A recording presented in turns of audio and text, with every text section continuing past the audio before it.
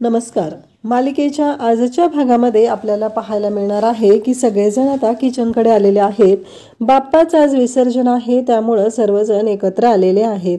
तर इकडे सर्वजण म्हणत आहेत की काय आहे आज प्रसादासाठी, कारण किचनमध्ये खूप मोठा चमत्कार घडत असतो. तो असा असतो की तिथे सायली आणि प्रतिमा दोघी जणी मिळून ते बाप्पासाठी प्रसाद बनवत असतात. आणि मग इकडे प्रतिमा पुन्हा हातवारे करत बोलत असते. त्यामुळं प्रताप म्हणतो की मला हे कळत नाहीये की प्रतिमा अशी का बोलते. कल्पना म्हणते थांबा मी जरा बघते, असं म्हणत कल्पना बोलायला लागते आणि प्रतिमाला म्हणते प्रतिमा काय काय केलंय प्रसादामध्ये, जरा काय काय टाकले त्यात सांगशील का.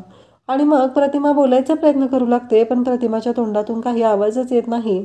तेव्हा मात्र इकडे सगळ्यांना धक्का बसलेला असतो. प्रतिमाचा आवाज काय काय येत नाहीये. प्रतिमा पण हादरलेली असते, कारण तिला बोलताच येत नसतं. ती बोलण्याचा प्रयत्न करत आहे, पण तिच्या तोंडातून आवाज काही बाहेर फुटत नाही. हे पाहून सगळ्यांनाच धक्का बसतो. सगळेजण म्हणतात की हे काय झालेलं आहे. तेव्हा प्रतिमा बोलायचा प्रयत्न करत आहे. सगळेजण अस्वस्थ झालेले आहेत. प्रतिमाच्या घशातून आवाज काही बाहेर येत नाही. सायली पण तिला समजवण्याचा प्रयत्न करत आहे. प्रतिमा वारंवार बोलण्याचा प्रयत्न करत आहे. त्यावेळेस अस्मिता म्हणते बोल ना प्रतिमा, त्यानंतर पण तू काही बोलली असशील ना. त्यावेळेस रविराज पण म्हणतात की काल तू तन्वी पूर्णाई असे शब्द बोलली होतीस ना, मग आज काय झालं, आज बोल ना पुन्हा. आता हे बोलण्याचा प्रयत्न करत आहेत, पण सगळा जो गोंधळ झालेला असतो, हे सगळं जे काही चालू असतं त्याच्यामुळं खूपच अशी वाट लागलेली असते. आणि सायलीला खूप काळजी वाटत असते की आता प्रतिमा त्यांचा आवाज येत नाहीये, नक्की कशामुळे असं झालंय हा प्रश्न सायलीला पडलेला असतो. म्हणून सायली प्रतिमाकडे पाहत असते. तेव्हा म्हणते की नाही, काळजी करायची काही गरज नाहीये, कारण ही सिच्युएशन हँडल करणं आता सायलीच्या हातात असतं. काही करून सगळ्यांना समजून सांगितलं पाहिजे, कारण प्रतिमाचा आवाज जरी पुन्हा आलेला असला तरी आत्ता काही प्रॉब्लेम क्रिएट होऊ शकतात, असं डॉक्टर श्रद्धा यांनी सांगितलेलं आहे.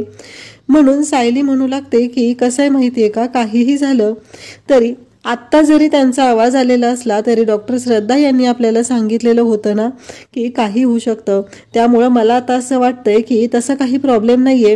डॉक्टर श्रद्धा यांनी सांगितलेलं आहे ना की असं काहीतरी होऊ शकतं, त्यामुळं आपण एवढी काळजी करायची गरज नाही, असं सायली सर्वांना सांगू लागते. सर्वजण सायलीचं ऐकतात आणि त्यानंतर मग प्रसादासाठी काय बनवलेलं आहे हे विचारलं जातं.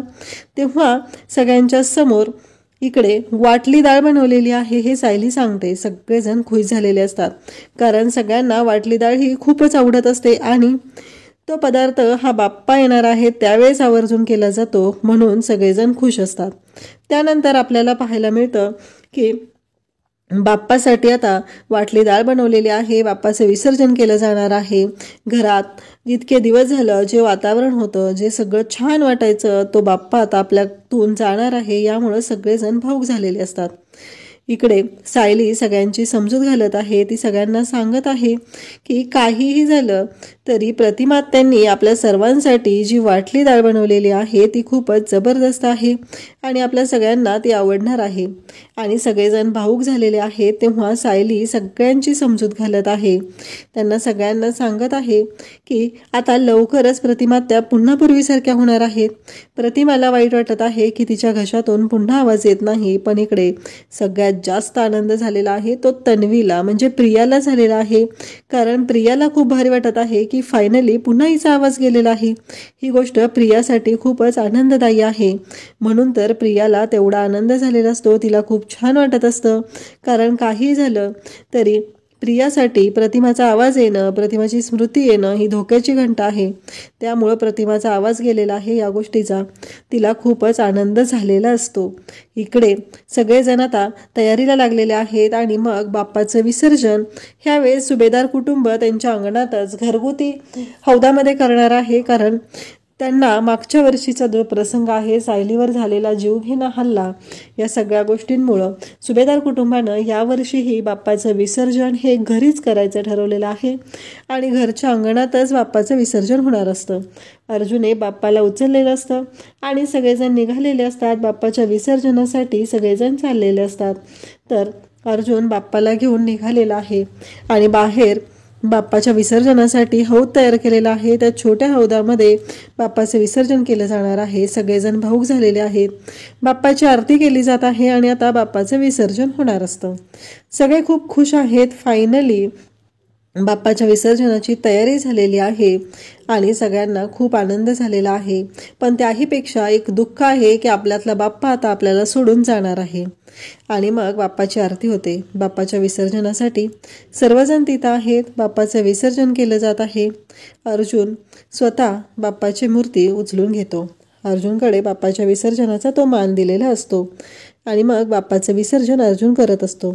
सगळेजण हात जोडून बाप्पाचं तिथे बाप्पाकडे प्रार्थना करत आहेत.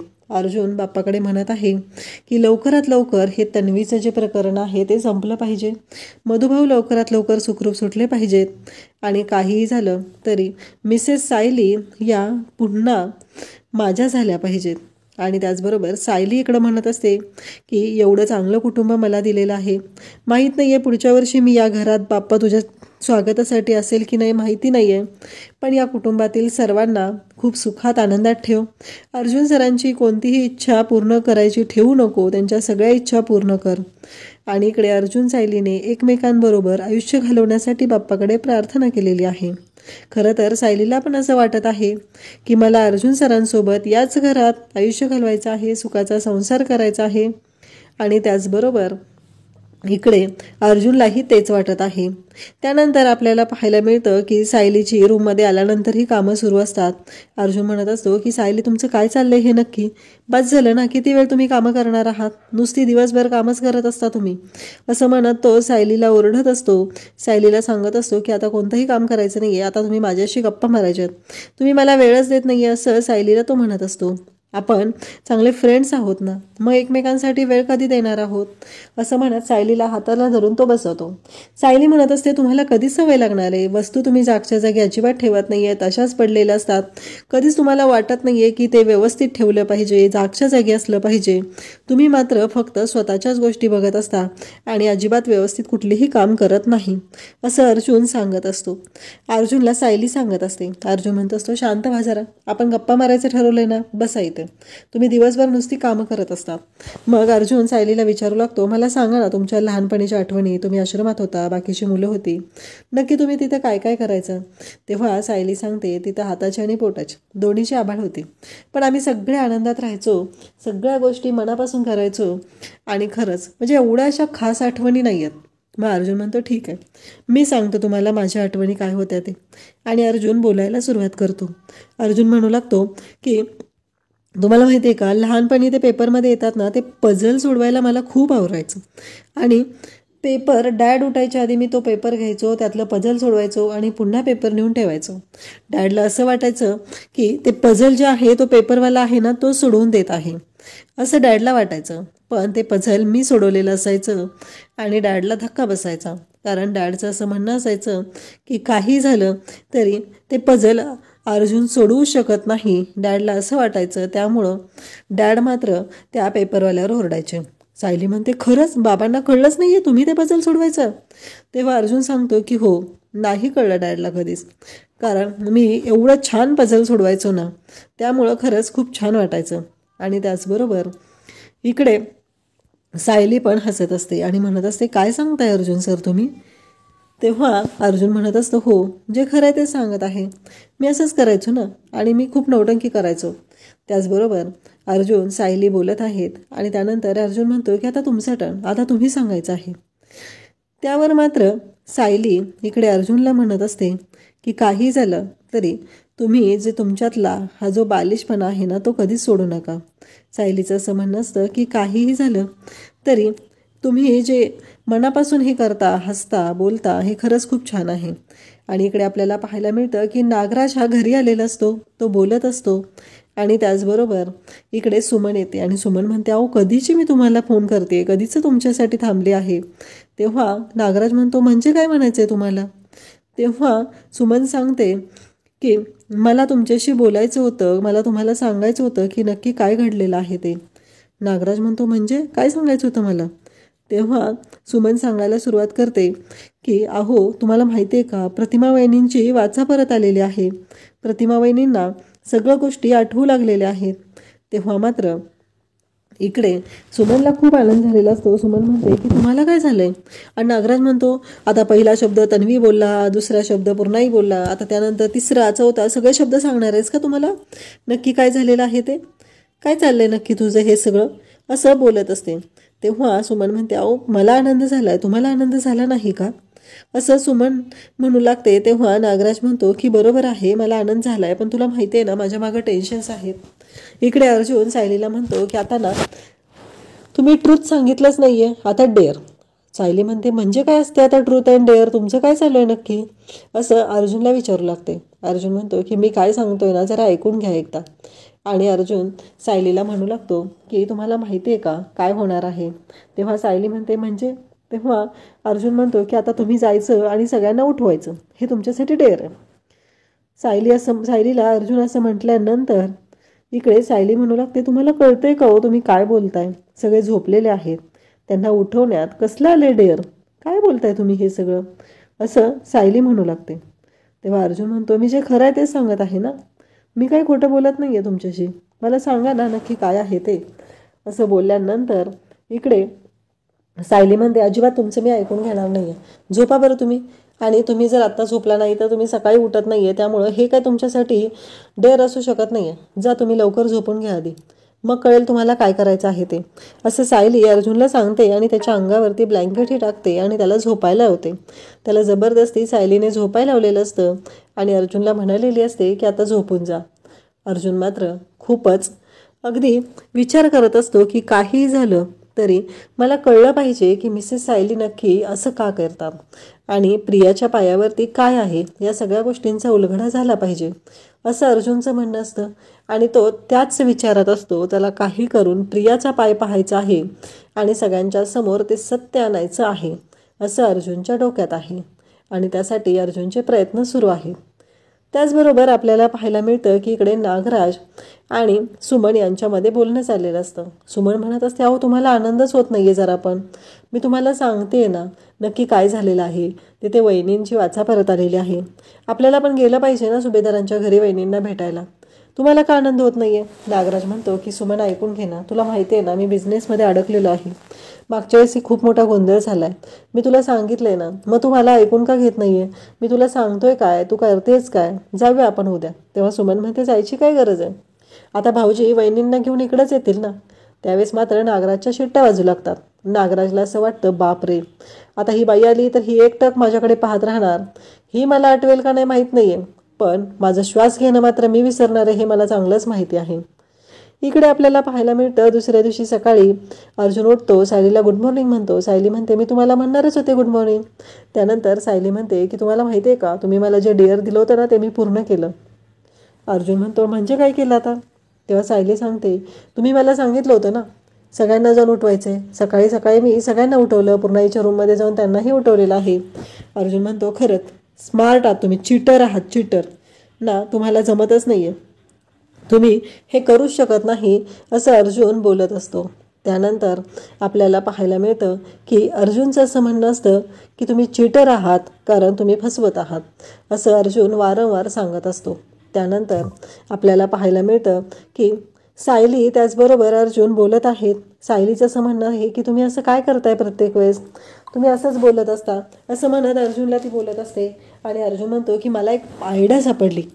सायली म्हणते कसली आयडिया सापडली तुम्हाला? आता आता काय झालं असं अर्जुनला बोलू लागते. तेव्हा अर्जुन म्हणतो की तुम्ही ना खाली गेलात की एक काम करा, फक्त चैतन्याला पाठवा, चैतन्य उठलाय ना त्याच्याकडे माझं खूप महत्त्वाचं काम आहे. चैतन्यवरती येतो आणि अर्जुनला म्हणू लागतो काय झालं अर्जुन? तेव्हा अर्जुन म्हणतो की अरे चैतन्य, माझ्या डोक्यात ना एक आयडिया आलेली आहे. तेव्हा चैतन्य म्हणतो आता कसली आयडिया तुझ्या डोक्यात? त्यावेळेस अर्जुन सांगू लागतो की हे बघ, माझ्या डोक्यात ना ट्रूथ अँड डेअरची आयडिया आहे, आपण ना ट्रूथ अँड डेअर खेळायचं आणि बघ लहानपणी आपण कसं करायचो तसं, आणि मग त्यानुसार आपण प्रियाचा पर्दाफाश करूया. त्यावेळी चैतन्य म्हणतो आयडिया छान आहे, पण एक गोष्ट लक्षात ठेव, आपल्याला आपले रूल्स आपल्या पद्धतीनं हवे आहेत एवढं लक्षात ठेव. त्यावेळेस अर्जुन सांगतो त्या पद्धतीनं चैतन्य रूल्स तयार करणार असतो. काही झालं तरी आपण तिला डेअर सांगायचं आणि आपल्या पद्धतीने वागायला सांगायचं. त्यावेळेस बघ तिचा कसा पर्दाफाश होतोय. ते नंतर बघूया. ते तुळशीपत्र वगैरे आहे का नाही एकदा कन्फर्म झालं की मग बाकीच्या गोष्टी आपण बघूया काय करायचं आहे ते. पण आधी आपण तरी चेक करून घेऊया असं ठरलेलं असतं. सगळेजण खाली ब्रेकफास्टसाठी बसलेले असतात. कोणाचीच काही बोलायची इच्छा नसते. सगळेजण खूप भावूक झालेले असतात. आणि मग सायली म्हणत असते की आपण सगळेजण आता एकत्र ब्रेकफास्टसाठी आहोत, तरी पण एवढी शांतता, सुभेदारांच्या घरात एवढी शांतता मला सहन नाही होत, असं सायलीचं म्हणणं असतं. त्यावेळेस सगळेजण म्हणतात की बाप्पा गेलेले आहेत ना, आपल्यातलंच कोणीतरी गेले असं फील होतं. बाप्पा आलेले असतात तेव्हा खूप छान वाटत असतं, असं सगळेजण सायलीला सांगत असतात. पण सायली म्हणते की जर बाप्पा आत्ता गेले नाही तर ते पुन्हा येण्यासाठी आपण तेवढी आतुरतेने वाट बघेल का? त्यामुळं काहीही झालं तरी बाप्पा आता गेले असले तरी आपल्याला माहिती आहे की आता बाप्पा पुढच्या वर्षी लवकर येण्यासाठी आपण तेवढ्या त्यांच्या स्वागतासाठी तयार राहणार आहोत, हे सायली बोलत असते. सगळ्यांना सायलीचं म्हणणं पटतं की हो बरोबर आहे. जर बाप्पा आता गेले तरच पुढच्या वर्षी ते लवकर येतील आणि आपण तेवढ्याच उत्सुकतेने त्याच्या स्वागतासाठी तयार राहू, असं सगळ्यांना वाटत असतं. आणि सायलीचं म्हणणं पटतं. तेवढ्यात अर्जुन म्हणतो, चला तुमच्या सगळ्यांचा मूड रिफ्रेश करण्यासाठी माझ्याकडे एक प्लॅन आहे, लगेच तर मूड चेंज होणार नाही असं अस्मिता म्हणते. आणि त्यावेळेस अर्जुन सांगतो की हो, तुमच्या सगळ्यांचा मूड लगेच चेंज होणार नाही, पण माझ्याकडे जो प्लॅन आहे त्यामुळं तुमचा सगळ्यांचा मूड चेंज होणार आहे. आता प्रिया सर्वजण अर्जुनकडे पाहू लागतात. नक्की अर्जुनला काय सांगायचं आहे हा प्रश्न सगळ्यांना पडलेला असतो आणि सगळेजण पाहू लागतात. तर अर्जुन सांगतो की आपण गेम खेळायचा आहे सगळ्यांनी. आपण सगळ्यांनी आज ट्रूथ अँड डेअरचा गेम खेळूया आणि सगळ्यांच्या या सगळ्या गोष्टींमुळं सगळ्यांना खूप आनंद होणार आहे आणि यामुळंच आपल्या सगळ्यांना आज बाप्पा गेल्याचं जे दुःख झालेलं आहे ते थोडंसं हलकं होईल, यासाठी मी हा प्रयत्न करत आहे, असं अर्जुन सगळ्यांना सांगत आहे. तेव्हा सगळेजण खुश झालेले आहेत आणि या गेमसाठी तयार होतात. उद्याच्या भागामध्ये चैतन्य आणि अर्जुन यांनी जी नियमावली सादर केलेली आहे ते ऐकून सगळेजण पाहतच राहतात. चैतन्य आणि अर्जुन सांगू लागतात की आपल्याला काय करायचं आहे माहिती आहे का, ही बॉटल आहे ना ती रोटेट करायची आणि ज्याच्याकडे तोंड आहे त्याच्या अपोजिट साईडला जी व्यक्ती बसेल त्याने सांगायचं आहे की ट्रूथ करायचं आहे का डेअर करायचं आहे. नेमका प्रियावर राऊंड येतो आणि अर्जुन आणि चैतन्याने जो प्लॅन केलेला आहे त्या प्लॅननुसार सगळ्या गोष्टी केल्या जात असतात. आणि चैतन्याला अर्जुनने सांगितलेलं असतं, कारण चैतन्य हा प्रियाच्या शेजारी बसलेला असतो आणि चैतन्याने शोधायचं असतं, पाहायचं असतं की प्रियाला अर्जुनने ज्या पद्धतीने पाय उचलायला लावलेला आहे, हात उचलायला लावलेला आहे, प्रियाने पाय उचलून तिची मांडी घालत असते, तेव्हा चैतन्य पाहतो की प्रियाच्या पायावर काहीही नाही आणि तेच अर्जुनचा गेम सक्सेस होतो. म्हणजे त्याने जो प्लॅन केलेला आहे तो वर्क होतो आणि प्रियाच्या पायावर काही नाही ही गोष्ट सगळ्यांच्या समोर आणण्यासाठी त्याला आता क्लू शोधायचा असतो. चैतन्य म्हणतो, मी सगळं केलंय, मला माहिती आहे, तुला माहिती आहे, पण घरातील सगळ्यांना हे सगळं कसं सांगणार आहोत आपण. तेव्हा अर्जुन म्हणतो, त्याची काळजी करू नको, त्यासाठीही आपल्याला उपाय मिळेल. आणि अर्जुनने त्या पद्धतीने आता प्रियाच्या पायावर तुळशीपत्र नाही हे सत्य शोधलेलं असतं. अशाच अपडेटसाठी चॅनलला सबस्क्राईब करा. थँक्यू.